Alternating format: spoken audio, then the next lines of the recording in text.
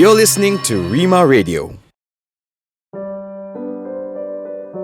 Hi, I'm Pastor Elisha Satpinda from New Covenant Community Sentul and Dignity for Children Foundation in Sentul as well. I want to invite you to come and participate in amazing work that God is doing in transforming lives, especially the marginalized, from preschool right up till Form 5, IGCSE, and different expressions of vocational through the cafes, things like Project B, urban gardens, various things that we are doing. If you will go to our website, www.dignityforchildren.org, get more information, give us a call, and make a difference in a child that will transform the city for us. God bless you. Hi, my name is Sase and I'm the founder of Earth Air. Earth Air is a Malaysian heritage and craftsmanship brand. We work with about more than 100 artisans all over Malaysia, and we make fashion accessories which are handmade ethically and sustainably. You can find our products on our website at www.earthair.com. There's a double H.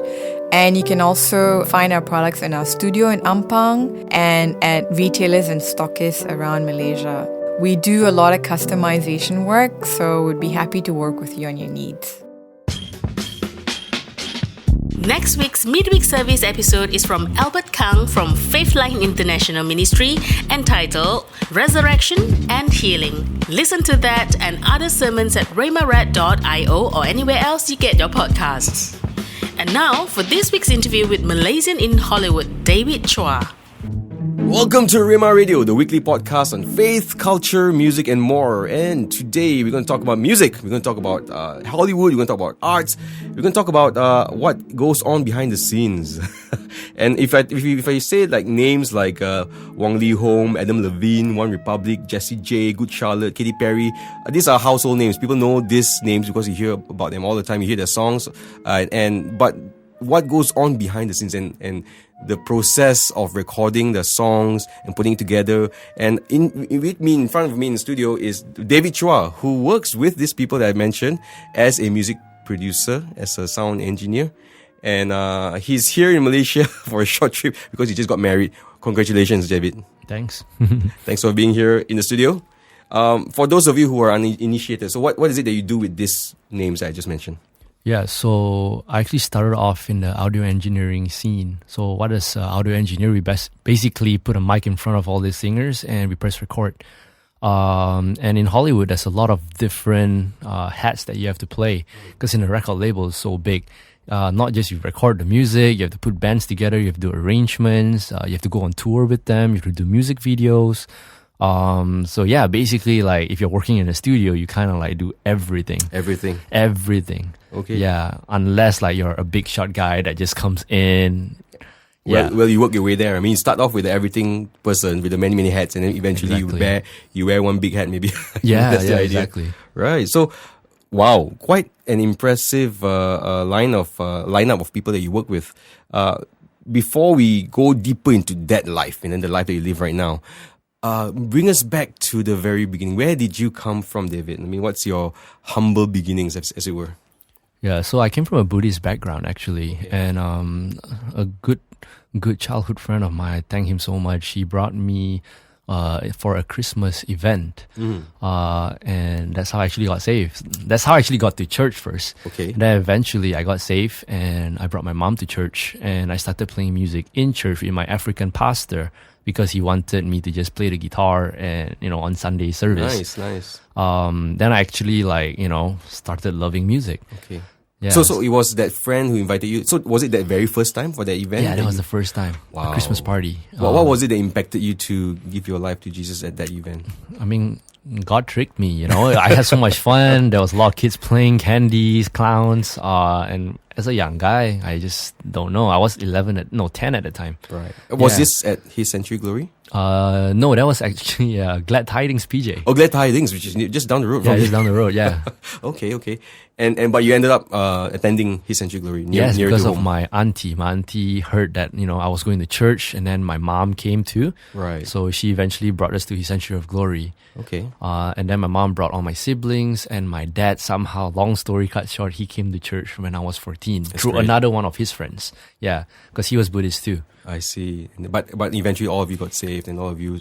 Yeah, by God's grace, all of us are serving the Lord. My mom's like the worship leader of the church. My dad does a lot of things with my pastor, missionary work, building other churches in poor countries. So really, it's a long story short. I mean, this was in the span of what? How long? What? By the age of 16, I eventually we eventually moved right in front of the church, so we can actually go 5 times to church every single week. Okay. Yeah. Okay. So you said that it was church that sparked off your interest in music.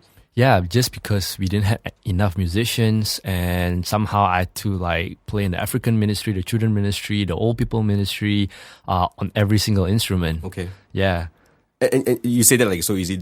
Were you already taking classes, or were you already exposed? What was No, the not exposure at that really. point? That was just the instruments there, and I just got to learn. That's how I kind of learned to learn by ear, to play by ear. Because I grew up not knowing Chinese, but I had to play in Chinese music. Ministry. Okay. Yeah, and so all these Chinese people would sing in random songs, and I would just play random chords, and somehow that sparked my ears, and I just play everything by ear by then. Yeah, but you do know that not everyone can do that. So I believe that there was a talent within you to start off that whole music playing gig. It must have been something there. Do you recognize that? That was later, because I grew up with no musical talent. Both parents are tone deaf, so it was really, really hard. I was the first person in my family to actually learn music too. Okay. Yeah, so it was till way later I had all this John Thomas and Arthur Combs in my life. Right. And these people are people that come from musical background. Not till later. Okay. So what was your exposure to music at that time when in Malaysia? Like you mentioned some names there.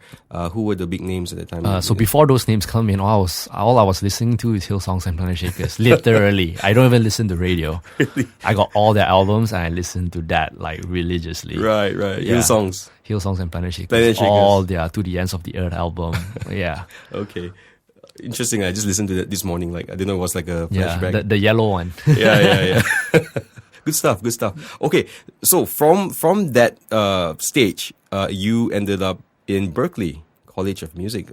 Berklee is the place for music. Anyone in the world would want to be there. Yeah. Talk to us about how you ended up in Berklee. So I actually ended up in ICOM first. Okay. So I literally hunt down who are the big top musicians at that time.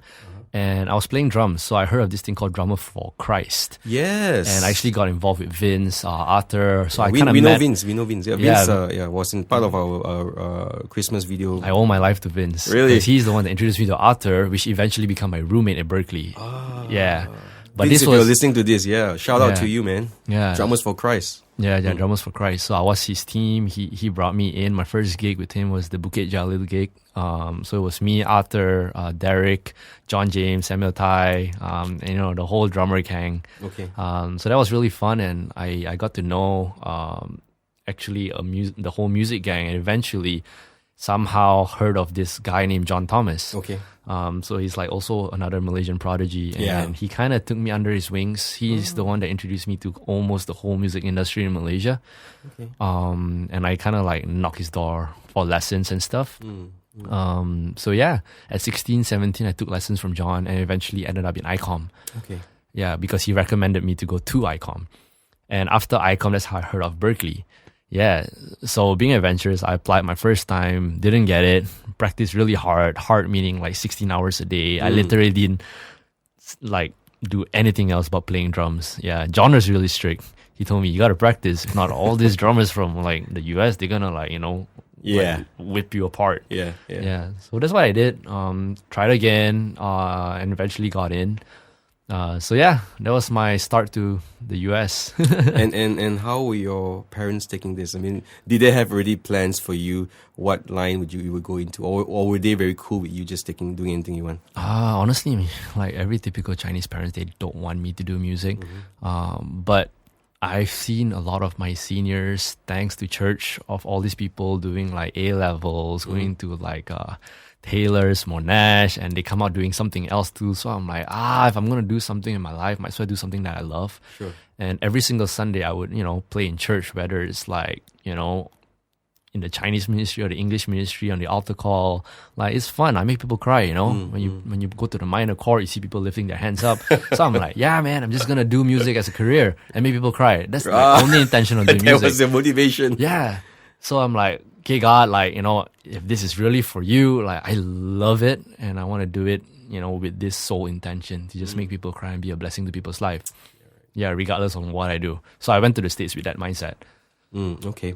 And so your parents were supportive, and I don't know, would they have been supportive had they not been saved already, or did they see a bigger purpose in your life? No, I had a lot of people telling me to not doing music. Like, everybody told me, yeah, man, you're not like this guy. Like, you know, you didn't grow in a musical family. Like, you're not like the most talented guy. So, like, you know, just do something else. Make money first. Play music as a hobby. Like, you know, every typical Chinese parents. Or, you know, they just want the best for you. And yeah, at that point of time, I don't know what music can do for me. All I know is drumming. I want to be a rock star. I want to like play in a rock band like 30 Seconds to Mars. Right. Yeah. Also, another band I've been listening to today. I don't know. You've been listening to my playlist. I don't know. We're probably the same age. I'm serious. I'm serious. Okay, no. So yeah. And I think really as parents and anyone else who's asking you these questions, for you, I think it's important to know. Really, when they ask you these questions, it just goes to show how badly you actually want it, right? Yeah. Whether you can actually, because everyone's telling you no, but you eventually said yes, and eventually ended up in Berklee. Yeah. How was that first day in Berklee? It was so much fun. I went to Boston. I remembered having a friend, also from YBhg 12. She was like the smartest geek in town, and she ended up in MIT, just right across the river. So she picked me up from the airport. So I'm really thankful for that because I didn't know anyone in the States. I flew there. Also with another Berklee friend, Razlan, and we went there together. But you know, we separate ways after. But yeah, it was like a brand new, like, yeah, it's like I'm going to Mars, you know. Yeah, you know nobody. Like, yeah, I got to see my first like Chipotle, my Bolocos, and like, yeah, it was really, really memorable. Okay. You've been listening to David Chua, musician, producer, composer, talk about how he ended up in Berklee. And we're going to take a short break right now. When we come back, we're going to hear more about his journey. Rhema Radio.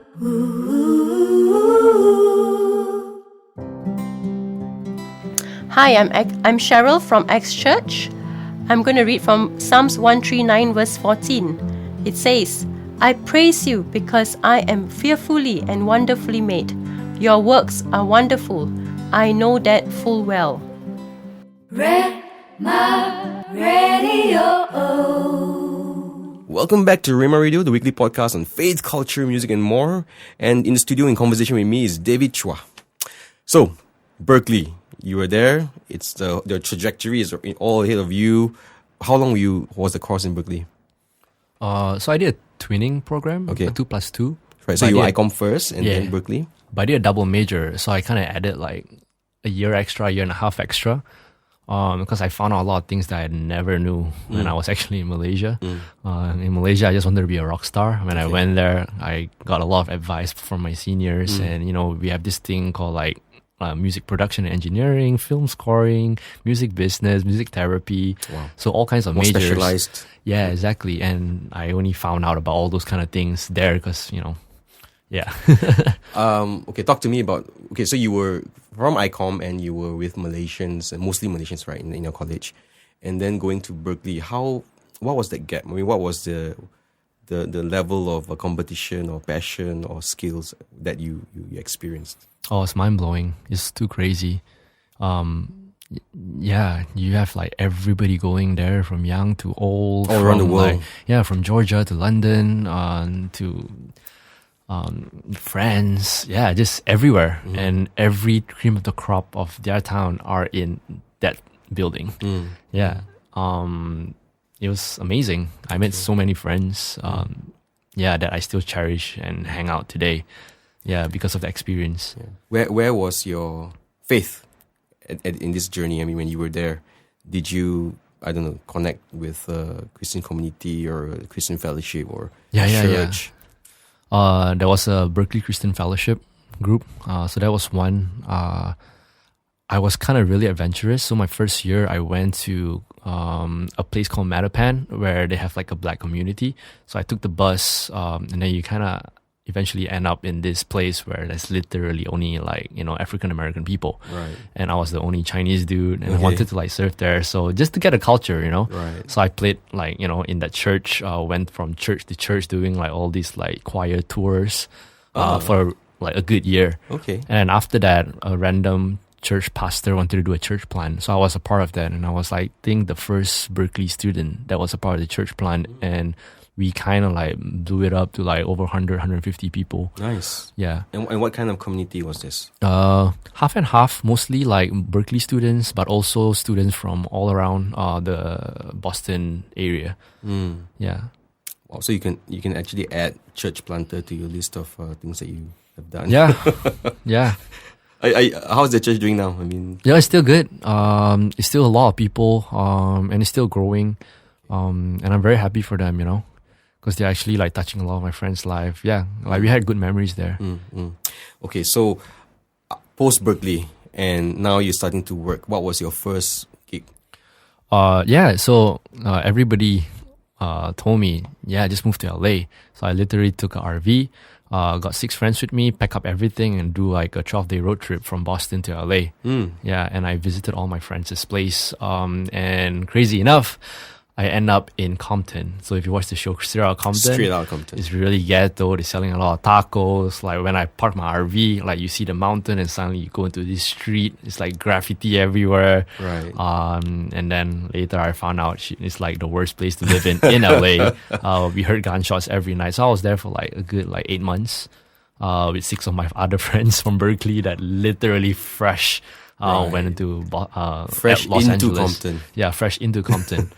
But probably I don't know your experience, or have you been cultured in the black church that you were before that? Then because you said you wanted to be there and soak it in. So when you went to Compton, how was it? Very different. Yeah, it's very different because there's a lot of mariachi bands, a lot of gangsters at night. Yeah, it was cool. You just need to do it once in a lifetime.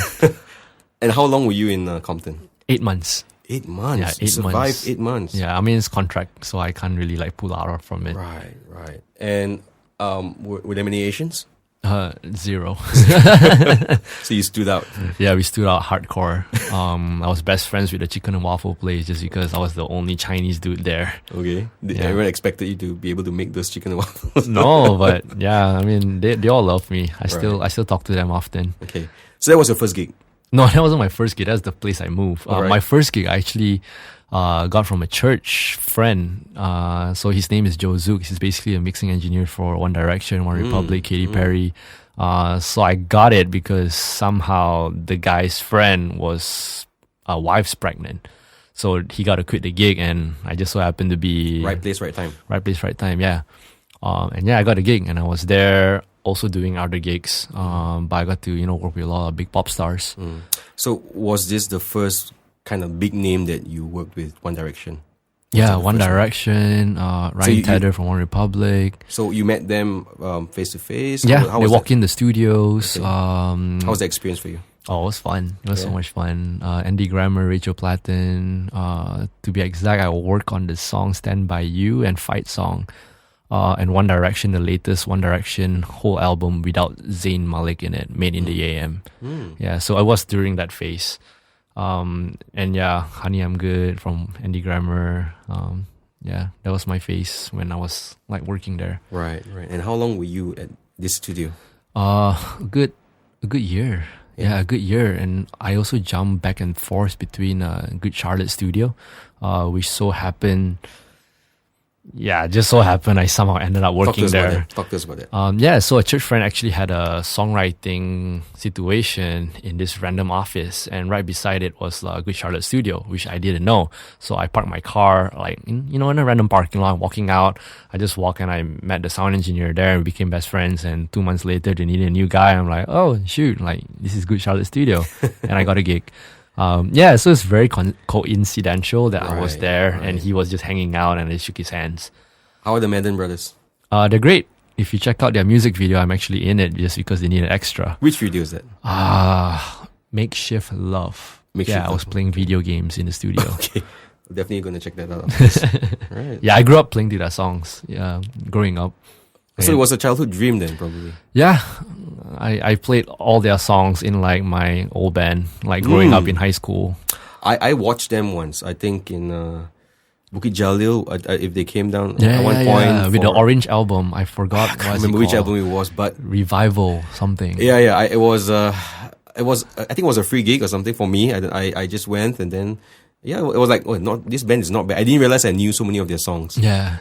they write pretty good stuff. It's just that it's spread out, and I wasn't like a huge Good Child fan myself. Yeah.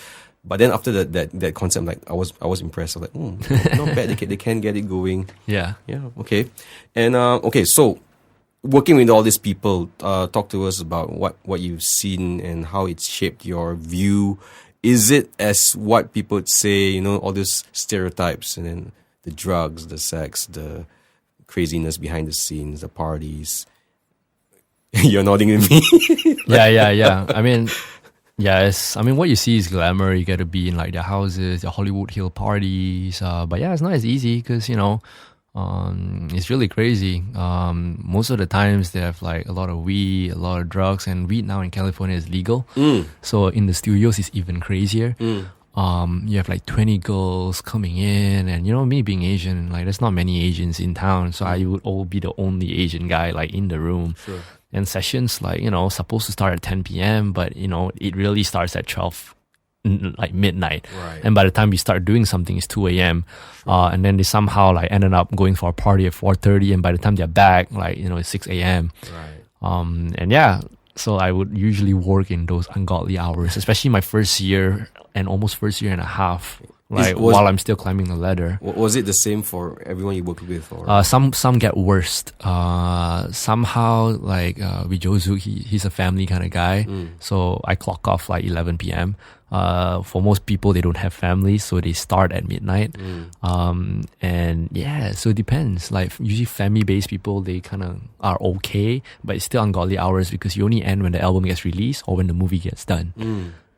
So no birthdays, no Christmas breaks. No seeing family. For my first like 5 years, I never saw my family. Yeah. And when you start on a project, how long is the duration? You mentioned like no all the way to the end. That's typically what? 2 months, 3 months? No, it's overlapping of projects too. Right. So you never know. Yeah. So I've some people that are in their 40s that still works for all these big companies, and they miss all their kids' birthday parties, which is sad. Yeah. And the stereotype again is true, right? Then they don't see their kids growing up. The kids grow up, not being part of their lives, and then there's resentment and daddy issues and So and most of the people like I meet, they're all like divorcees. Like it's crazy how divorce rates are. And yeah, a lot of them don't have happy family. You see them really like dark. You see them really like sour. But you understand because there's no God factor in those situations. Rarely I see a Christian. Rarely. A lot of them are just so soaked up with fame and like the popularity to a point where like there's no like God factor, God fearing factor. Yeah. There's no like inner purpose on why they're doing it. Right. I don't know. So I'm looking at the list of people you work with, and you talk about God factor, and Katy Perry used to be pretty big in. She started off as a backup singer for POD. Yeah. And then she was pretty big on her faith. She did some songs with. She did some worship songs. She composed. Then she went all the way to the other end. No, that's a lot of people. Just because you're surrounded with all these crazy people, and sometimes you get sucked in, like you lose your purpose. And it can be quite hard mentally because it's not really about fame and fortune, but how you keep up with your mental and your heart and why you're actually doing it. So if you don't have a good community, if you don't have a good mentor or a good friend in the industry that understands your struggles, you'll flop easily. Because I always believe there's a God, but there's always a devil that wants you to like burn and not succeed. So you just gotta find that inner mindset of always focusing on why you're doing these things, and it should be for God, not for anything else. For sure. Yeah. Real talk. Thank you, David Chua, for speaking your heart. We're going to take a short break right now and come back. Let's talk more about finding that root and that foundation that you can navigate and weather through this crazy industry that you're in. Stay tuned. Rhema Radio. Hi, my name is Angeline Yong from firstjoy.com, and I'd like to share a prayer for the workplace believers. Lord Jesus, we bring before you workplace believers in our nation. We pray, Lord, that you show them their role and their place in the workplace. Give them wisdom and clarity so that they can truly be light and salt wherever you have placed them. Help them to be on mission every day so that your name may be glorified. In Jesus' name I pray. Amen. Rhema Radio. Welcome back to Rhema Radio, the weekly podcast on faith, culture, music, and more. And today we're talking about music. We're talking to David Chua, and he was just opening up about the challenges in the industry. You are 26 this year. Just turned 27 last month. And I would say things are just starting for you. I guess you have an early start to music and working with all these big names. The trajectory ahead of you is pretty promising. Yeah, I'm on fire. You're blazing. Yeah. And the things that you shared, it's true. I mean, isn't it? The temptation, the route to wanting to succeed and the fame, and that's all very enticing. Yeah. It's still very early for you. I mean, as you're having this conversation, you're kind of like in this point where you can decide what are the non-negotiables, what are the things that you want to not, the mistakes that you don't want to make. Like you've seen others make those mistakes and you don't want to make those mistakes, and what you're going for. So talk to us about what's going on in your mind, man, about when talking about this whole area of overcoming temptations and keeping the straight and narrow, as it were, in an environment of craziness. Yeah. I mean, for me, it's pretty straightforward. Like what I told you earlier, like why I do things I want to make, like doing it for God. Like why I did music in the first place is to really worship God and to make, people be blessed, people's lives be touched. And still up to today, my really focus is to honor God with my talents and my gifts. And regardless what kind of situation God puts me in, big, small, like, in Malaysia or in LA, I'm doing it still for God, because there's always all these situations where I'm in my lows, where like, I'm questioning God, like, God, why are you doing this? Like, do I really want to be in this situation where there's a lot of drugs, money, fame, and pretty girls? But I'm like, God, if it's for you, like, I'm just gonna do my best in this situation and let you like take care of the rest. And knowing that my God is a huge, big God, like, I know God will just snap his fingers and all things are possible through Christ to strengthen me, and I'm not worried because, for me, I'm like a small fish in a very, very big pond. Right? There's so many people that are way talented than me, but also so broken. And sometimes I'm like, what can I do? Like, what can God do with a Subang boy from Malaysia? Yeah, and just looking through my 4 years in LA, like, I'm like, wow, in that day, you gotta just have a lot of miracles, a lot of favor, and just do your best. I used to want to be somebody else. I used to be jealous, be envious of people that have dads and have moms that are already in the industry so I can stand on their shoulders. But now I'm like, nah, like, I love who I am and I will never look back to try to change my past. Because all the different things God creates me, it's meant for me to be who God meant me to be. And that's one thing that I would advise everybody. Like, you have your own fingerprint and don't try to change yourself, because only you can do you. Yeah. Only you can do you. And I don't know. It sounds like a really good plan, and really it has to start with the mind. But what is your game plan when that temptation comes, or that offer comes, or that the weeds right in front of your face? Yeah. Or say, do it, or you don't get this gig, or you don't get this next project. Do you have someone to talk to?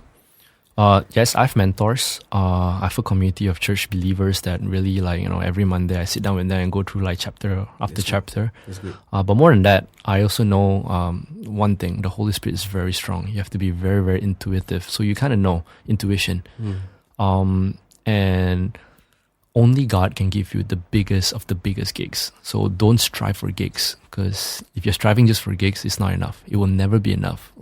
You can be rich, but it's never rich. Yeah. You can be famous, but you'll never be famous. Because really, God created the world within a day, or within snap of His fingers. Yeah. And I really believe that. And if that's what you're striving for, just don't worry. If you know it's wrong, it's wrong. Because God can see everything. So you want to make sure you and God, you're transparent, you're right. If not, no matter what's the point of doing this whole life if God's not a part of it? It's not exciting at all. Yeah, because you kind of predict your future, Yeah, I'm glad. Even when we had our first conversation on the phone some months ago, you talked to me about how it was all God. God orchestrated everything. He opened the doors, and really, these coincidences, you can't see the air quotes. I'm doing air quotes here. Yeah. These coincidences are really something that you see His fingerprints all over, and it led you from one point to another point to another point to where you are right now. Yeah. And I feel truly, if the favor is on you and the grace is on you, and He wants you to go far, there's nothing else can stop that. But you. I mean, if you stray or you go the wrong way, and I'm glad you recognize that, and you have set it in your heart and your mind to stick to that path. So what is the end goal for you? I mean, again, you're 26. You're starting to fire up, and this whole road ahead of you. What is your 30 years, 40 years from now? You're gonna look back and say, "Wow, you actually hit the mark, and you were happy, and this is how you honor God with." What's that? Do you have that in mind? That picture, that mountain? I mean, of course, one of the main things is for every person that I used to remind myself of, I want to give them the opportunity to actually do exactly what I do and better. So getting involved in education system, building bridges between young kids so that they can actually get exposed to the things that I'm exposing myself to in a way earlier age. Everything's online right now. You just need to know how to find it. Yeah. So yeah, I'm just a open book. Anybody can reach out to me.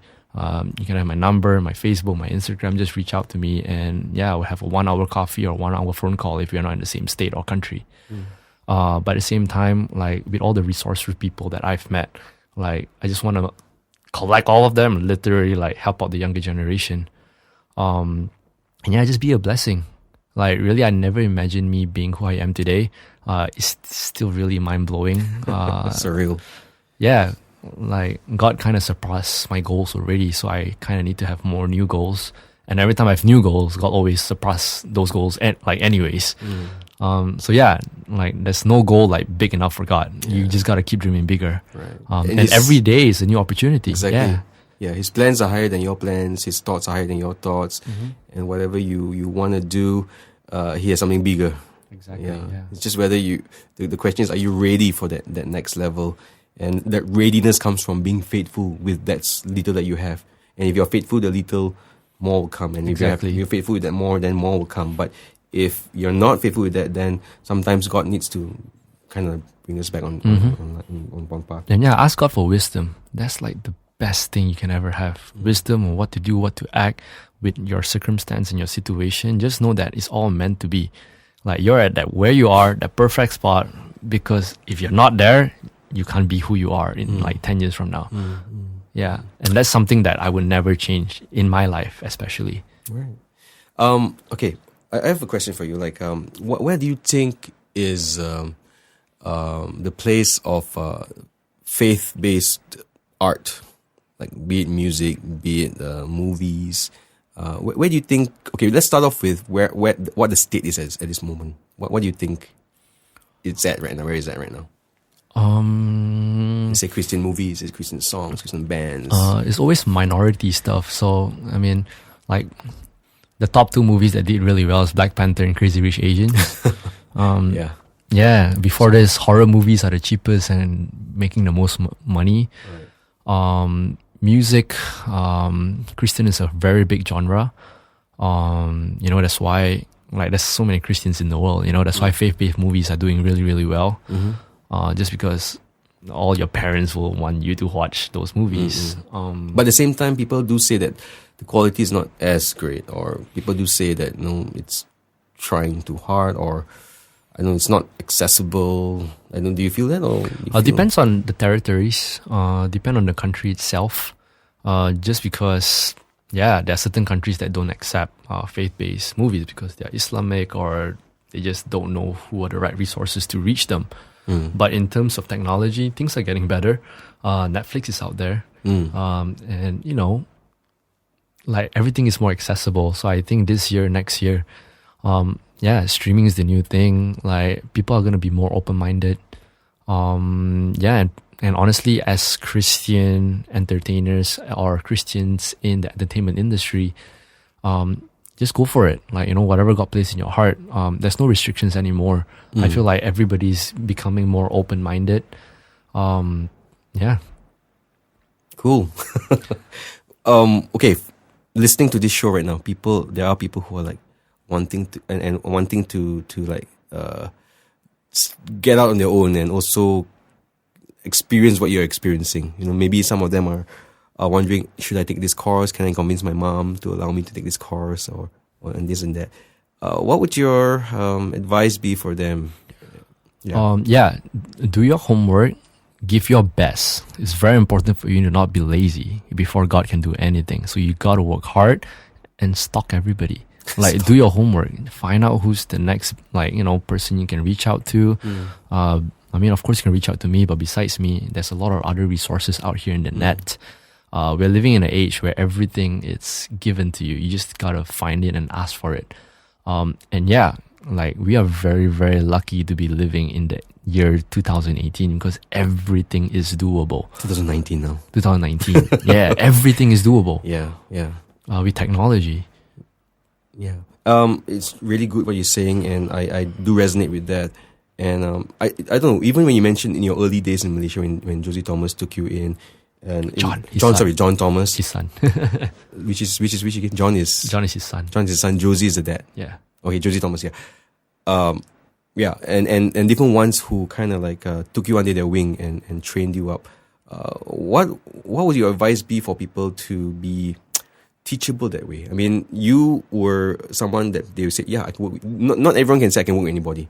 But definitely they saw something in you and something, a posture, or what was it you think that made them say yes? Even in the US, the people that opened up the doors for you and what that showed favor to you, what do you think it is that people could, practice on their own? Yeah. Pray a lot, of course. You need a lot of wisdom on what to say and what not to say. Sometimes it's good to just be silent. Just be a very, very nice person. Be humble and pray. Humility is important. Humility is very important. Know where to be at the right time. Always go out. Always pray. Like, I think prayer is most important. Praying for wisdom. Because you really, really, really need God's wisdom. Because you have to be really lucky, but at the same time, you need a lot of favor. Yeah. Sunny thought of the guy that introduced us, Alan Pang. Yeah. He dropped off from the sky and out of the whole LA, he was in the one spot. That was very interesting because he's the one that's been pushing for this show to happen. Shout out to Alan if you're listening to this, and also for the influencer show that we're going to do soon. Yeah. How did you meet him? So it was random. Games, right? Was it games? Yeah, it was an EA Games event or something? Yeah, it was an e-sports situation. And for me, as a music guy, somehow I have friends and they introduced me to this event. And out of everybody, lo and behold, Alan Pang came out, and it was like a 9 to 6 p.m. kind of situation. Did you know about him before this? No, so I didn't bump into him the whole day till the last 10 minutes. But when you saw his face, did you know he was Malaysian? No, it was still he opened his mouth. I'm like, and I sound like that, so I'm like, hey, when he sound Malaysian? When he start talking, and then he start talking, and then he suddenly realized. Yeah, I'm like, hey, okay, you're Malaysian, let's go makan. Right. So we straight, head off to K-Town, went to a Korean barbecue spot, and we just opened up to one another. And honestly, put all things aside, it's really God. Yeah, I really believe that, nothing happened for a reason. Like nothing is coincidental, but God made it happen. Yeah. I think recognizing that is truly the first step, because I experience it all the time. The dots are laid in front of us, and when it happens, for me right now, I'm not surprised anymore. Right, I know that God is behind it. But the next step is why. If you know that, then it's there. So what are you supposed to do? Because you're put to this spot right now. Like you're put in this position. The move is yours. Like God has made this move, knowing that you will make your move. But what is your move? So and that takes discernment and wisdom and prayer. Like you say, if you know God and you know that what He wants, then you can do that. But if you're clueless, then it's gonna be tough, you know. And you're clueless, maybe you may not even have these opportunities to begin with. So truly recognizing it and acknowledging it and saying it. One of my favorite verses is Proverbs 3:5-6. Trust God in all your ways and lean not on your own understanding. Acknowledge Him. So you've since the beginning of the show, you've been acknowledging God, and that's a beautiful thing. Just acknowledge that it's Him. He brought you to where you are. He's going to lead you where you're going to go, and it's really all glory to God, and that's beautiful. That's what you've been. That's what I'm hearing from you. Making that a lifestyle is important too. So just keep doing that. And focus on God, and everything else, just don't worry. God will put the pieces of the puzzle together eventually. You know, you don't see it at the moment, but I promise you, over a period of time, you'll be like, dang God, you're so smart. Then you'll be like, but of course, hey. Yeah. All right, so what's next for you, man? Moving forward, this 2019 and beyond, what's going to be in your radar? I mean, what are you going to work on? There's this thing called Korean Convention. It's basically a day filled with like Korean beauty, K-pop stars. Okay. Yeah. Thanks to Alan, I got connected to like Tony Fernandez from AirAsia, and I plan to partner up with them to bring this K convention down to Malaysia. K-Con. K-Con. Right. When's that? When is that? I got no idea. It's still very early. Still planning. This is a sneak preview before sneak even preview. Happens, right? Don't tell anyone, okay? Shh, guys, listening to this, don't tell anyone, okay? Yeah, I have a movie coming out this April. It's the first I've ever produced. Can you tell us about it? Yeah, it's about cryptocurrency. Oh, it's about crypto, right? I saw it on your IMDb. Okay. Yeah, being in LA, I have so many friends, and true God, bam. Right. Okay. So, I don't know if I'm going to ask you if it's going to be a happy ending or a bad ending, because crypto is on the, it's up and down. Yeah. There's a happy ending. Okay. Yeah. All right. What else? More songs, more albums, more projects. Yeah, songs are always there because I'm releasing new material. So far, I think up to date, I have 4 songs on the radio. Hopefully more. Okay. More albums, more partnership with China since I got this Lee Home thing going on. Crazy story. Lee Home was my first situation in China. I've never been to China before. Okay. And you said you don't speak the language. Yeah, I don't speak the language at all. Okay. And that was also another dream come true, meeting him and meeting his whole team. So that was very mind-blowing for me. What else? I'm building this game.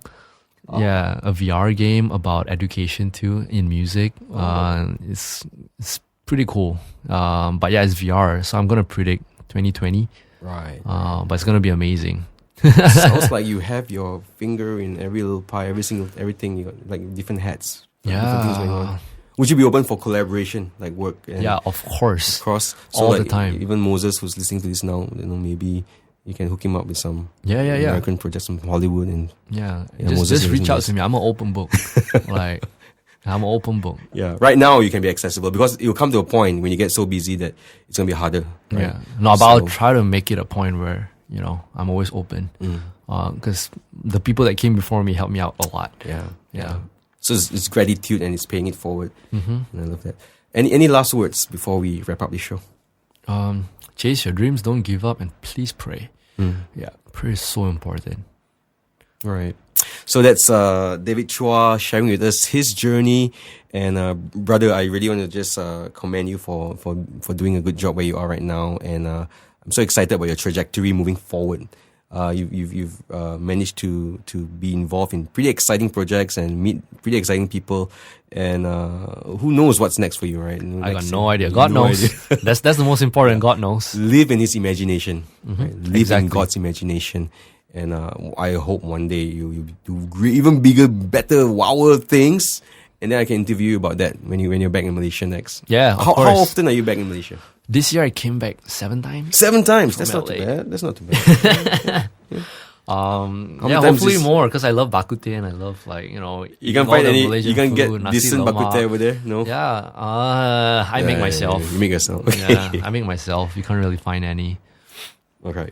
Cool. So that was David Chua, musician, composer, producer, game design person, Yeah, I don't church know, planter, everything. and all kinds of stuff. And again, we're excited what you're going to do next, and we hope to hear more from you in coming months. All right, take care. God bless. Jason and David Chua signing out.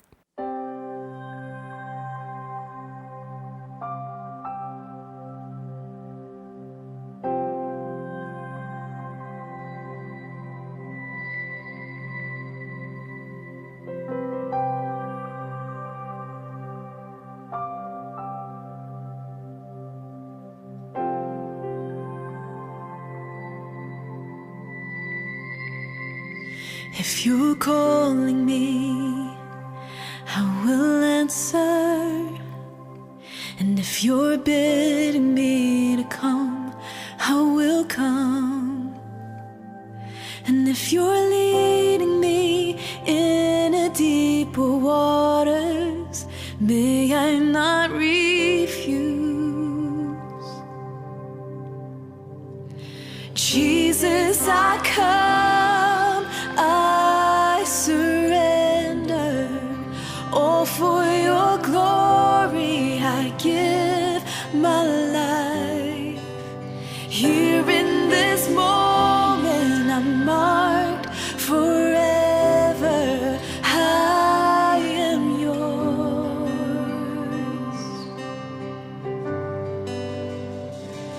If you're drawing me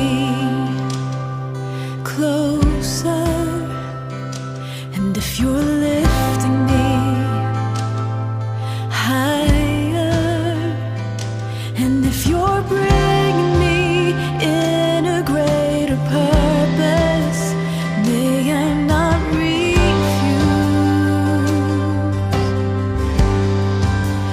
Jesus, I come, I surrender. All for your glory, I give my life. Here in this moment, I'm marked forever. I am yours. Oh Jesus, Jesus, I come, I surrender. All for your glory, I give my life. Here in this moment, I'm marked forever. I am yours.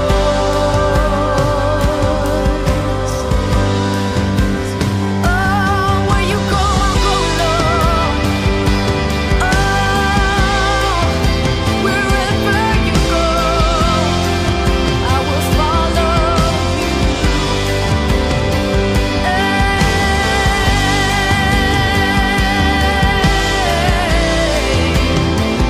Oh, Jesus,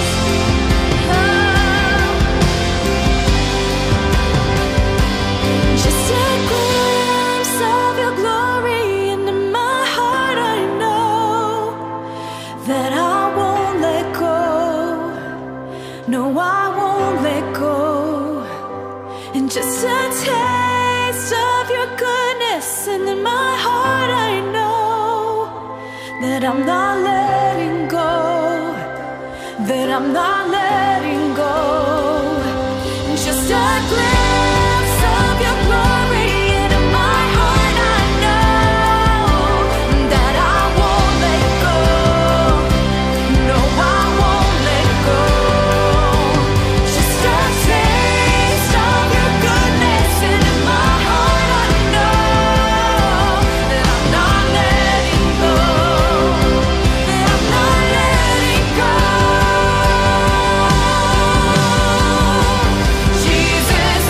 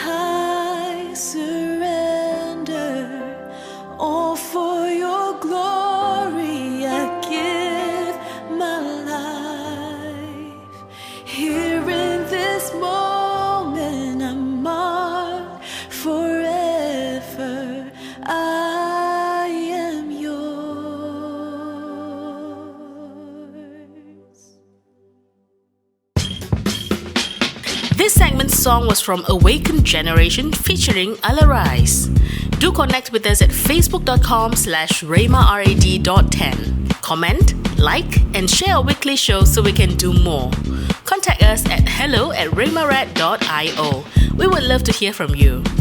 Listen to all past shows by searching Rhema Radio on the following apps: iTunes, Google Podcasts, SoundCloud, and anywhere else you get your podcasts. This week's interview is hosted by Jason Ding. This episode was audio edited and mixed by Moses Chan of Prodeo Studios. Until our next show, keep pursuing the God-given dreams in your heart. Anything is possible. I found it on Rhema Radio.